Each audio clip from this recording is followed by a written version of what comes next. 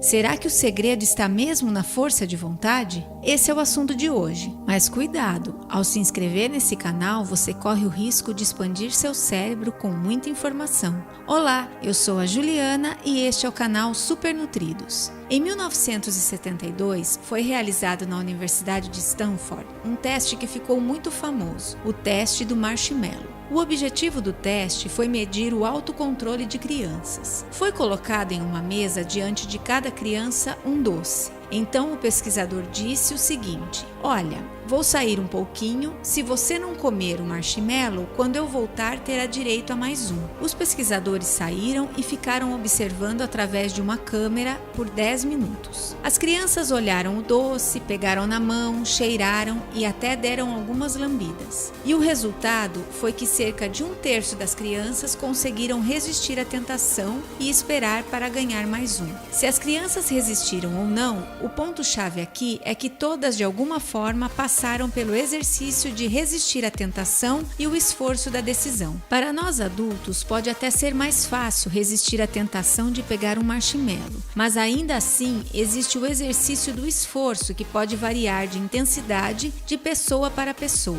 Em outras palavras, gastamos energia quando temos que resistir a uma tentação. Explicando de outra maneira, é cansativo lutar contra a nossa força de vontade. Um alcoólatra, por exemplo, que se depara com um frigobar cheio de bebidas alcoólicas no quarto do hotel, se esforça muito para resistir à tentação, enquanto que para uma pessoa que não bebe seria indiferente, podendo passar muito bem apenas com um copo de água. Tem também outro teste muito famoso, o do psicólogo Roy Baumeister. 67 participantes ficaram 3 horas sem comer e entraram em uma sala que exalava um delicioso cheiro de biscoito de chocolate. Todos se sentaram e de frente com cada um deles, uma mesa com 2 tigelas, uma cheia de biscoitos quentinhos e cheirosos e outra cheia de rabanetes. Os participantes foram separados em 2 grupos. O primeiro grupo poderia escolher o que quisesse, mas o segundo poderia comer apenas rabanetes. Depois desse lanchinho, os pesquisadores chamaram todos para um desafio.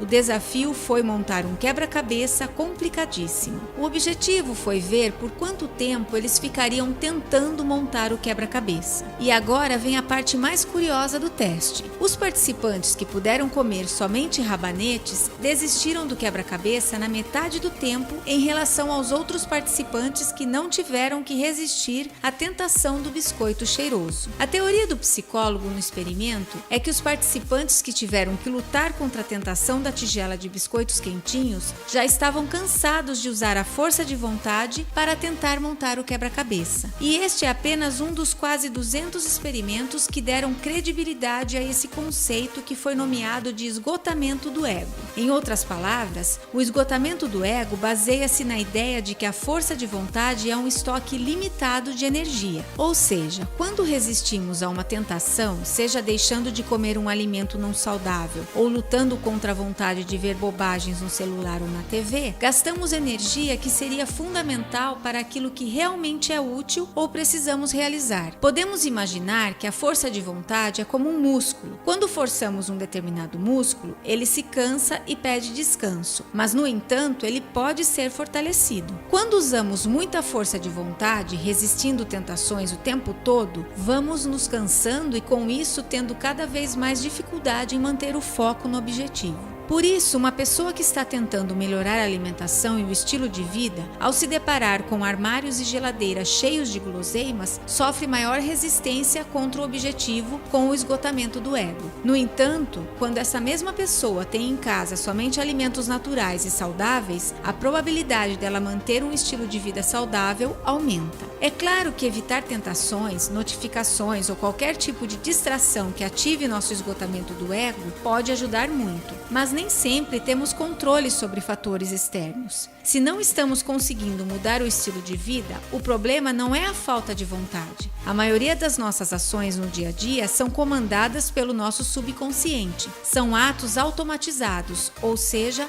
hábitos. E quanto mais somos bombardeados com tentações para prazeres momentâneos, maior a dificuldade em se criar bons hábitos. Na medida em que repetimos uma determinada ação, nosso cérebro faz conexões tentando automatizar o processo com o objetivo de economizar energia, e assim vamos criando hábitos. Portanto, a força de vontade pode até nos impulsionar através de um determinado tipo de motivação ou clareza de recompensa, mas o que de verdade nos molda são nossos hábitos. Hábitos se constroem com repetições e nunca podemos esquecer que bons hábitos construídos atraem outros bons hábitos, da mesma forma que hábitos ruins atraem outros ruins. James Clear, em seu incrível livro Hábitos Atômicos, explica um modelo de espinha dorsal de 4 passos para se criar bons hábitos e se livrar dos ruins. São eles: estímulo, desejo, resposta e recompensa. Tudo começa com o estímulo, que desperta um desejo que motiva uma ação de resposta ao estímulo em busca pela recompensa. Quanto maior o número de repetições tem o ciclo, mais forte e automático fica o hábito.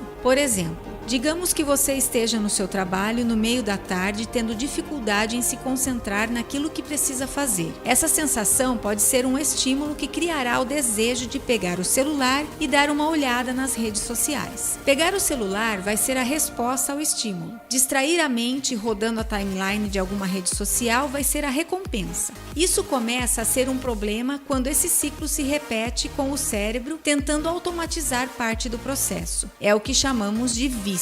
Ou então, quando uma determinada sensação, por exemplo, a ansiedade, pode ser o estímulo para um doce em um ciclo vicioso. Uma maneira de quebrar esse ciclo é o exercício de interromper o estímulo. Por exemplo, ao sentir essa sensação de falta de concentração no meio da tarde, ao invés de pegar o celular, você pode fazer outra coisa que não dependa de muita concentração. Por exemplo, fazer uma pausa para beber água ou um papo rápido com um colega de trabalho. Lembrando, quanto maior o número de repetições tem o ciclo, mais forte e automático fica o hábito. Encontrar vontade o suficiente para iniciar e manter uma rotina de atividade física pode não ser fácil, e a explicação é que nosso cérebro pode estar acostumado ou até viciado com muitos estímulos de recompensa imediata. E para entender isso, precisamos falar sobre a dopamina. Para quem não sabe, a dopamina é um neurotransmissor que possui um efeito central em muitas combinações do cérebro e é responsável por processos neurológicos que despertam vontades e prazeres. Nosso sistema de recompensa no cérebro é estimulado pela dopamina toda vez que estamos fazendo alguma coisa que nos fornece algum tipo de recompensa. Aliás, quase tudo que fazemos na vida é por algum tipo de recompensa. Nosso cérebro desenvolve prioridades com base na quantidade de dopamina. Quanto mais estimulamos a dopamina, mais queremos dopamina. Uma superestimulação de dopamina faz nosso cérebro diminuir a eficiência dos receptores no centro de recompensa no cérebro, exigindo cada vez mais dopamina.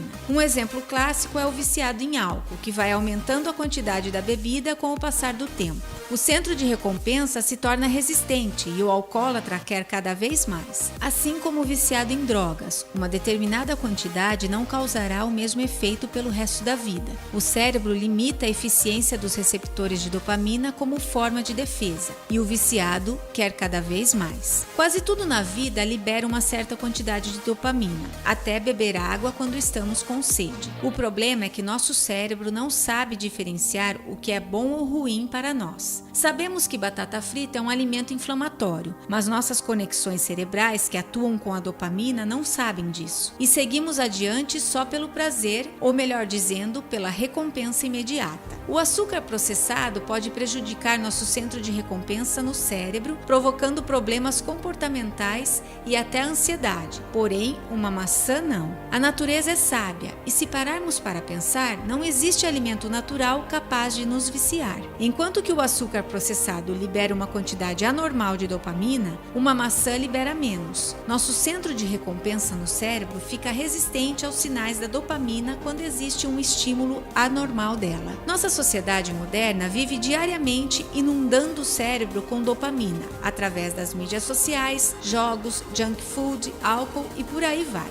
Uma vez que a tolerância à dopamina fica muito alta, fica muito mais difícil realizar outras atividades que produzem menos dopamina, como por exemplo, ler um livro ou comer alimentos naturais. Hábitos são um ciclo de feedback acionado por dopamina. Todo comportamento viciante é formado por frequentes estímulos de dopamina, até os mais básicos, como roer unha no piloto automático. O segredo é quebrar o ciclo do hábito ruim. Como fazer isso? Precisamos manter o estímulo de hábitos ruins invisíveis na medida do possível e dar mais clareza aos estímulos de hábitos bons, ou seja, tentando mudar nosso ambiente ao redor. Existe uma modalidade que está ficando muito famosa, que é o jejum de dopamina. Basicamente, é quando reservamos um tempo para se desligar de tudo aquilo que possa estimular muita dopamina para prazeres imediatos, como videogames, redes sociais, etc.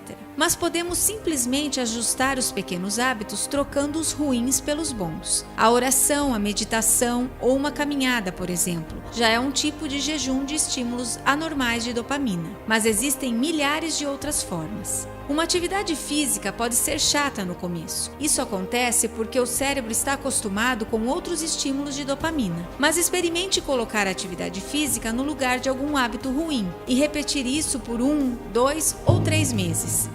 Lembre-se, todo comportamento viciante é formado por repetições. Elimine o máximo que puder de estímulos para hábitos ruins e crie ao seu redor um ambiente mais disciplinado com menos tentações. Pessoas que aparentam ter mais força de vontade são justamente aquelas que evitam o gasto de energia com situações tentadoras e exercitam a formação de pequenos bons hábitos. Por isso, não se culpe se você não consegue se manter saudável. Primeiro, você precisa se organizar e se munir de armas para isso. Você precisa se preparar para estímulos de hábitos ruins e ir ajustando aos poucos. Por exemplo, se acha que vai sentir uma louca vontade por algum tipo de guloseima, se prepare e leve algum tipo de alimento saudável para colocar no lugar daquele ruim que vai estimular muito a dopamina para prazer imediato. Por exemplo, uma fruta ou um mix de castanhas. Isso não ocupa muito espaço na bolsa ou mochila e faz muita diferença naquele momento de fome em que você só tem como opção um salgado ou doce, que não agrega nada e ainda inflama e desnutre nosso corpo. Isso vai nos deixando cada vez mais forte e nos colocando mais próximos de um estilo de vida saudável. O mesmo vale para outros hábitos, como atividade física ou diminuir o tempo nas redes sociais. Se propõe alguns desafios para começar. Troque 15 minutos de acesso às redes sociais por 15 minutos de caminhada ou dance ao som de seu ritmo favorito. Vá aos poucos, mas seja constante e persistente. Hábitos levam tempo, mas no final valem muito a pena, pois conseguimos resultados, melhoramos e otimizamos nosso tempo.